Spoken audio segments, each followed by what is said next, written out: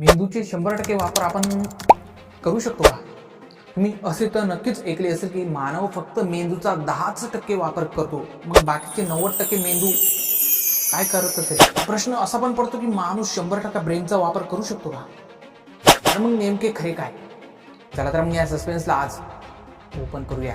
तर मग बघा, बऱ्याचशा लोकांचा असा गैरसमज आहे की आपण आपल्या मेंदूचा फक्त 10% वापर करतो. पण एक गोष्ट लक्षात ठेवा, MIT आणि नासा किंवा कुठल्याही संशोधन संस्थाचा अधिकृत निष्कर्ष असा नाहीच आहे. हो, ही गोष्ट तुम्ही लक्षात ठेवा. मेंदूचा 10% वापर करणे हा फक्त एक पॉपअप कल्चर मिथ आहे, खोटे आहे, जो अनेक चित्रपटातून पसरलेला आहे.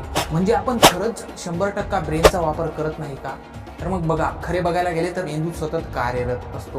हो, न्यूरोसायंटिस्टच्या रिसर्चनुसार आपण झोपेत असताना सुद्धा मेंदूचे सर्व भाग कुठे ना कुठे काम करत असतात.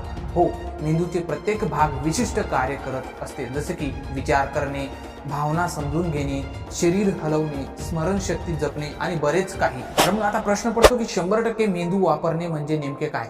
तर मग बघा, 100% मेंदू वापरण्याचा अर्थ असा अजिबात नाही की आपण अलौकिक बुद्धिमान बनू शकू किंवा सुपर पॉवर्स मिळवू शकू, असा याचा अर्थ अजिबात नाही.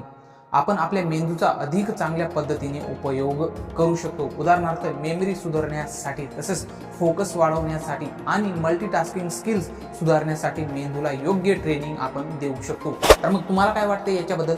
फटाफट जाऊन कमेंट करा आणि चॅनलला सबस्क्राईब नक्कीच करा. Bye bye.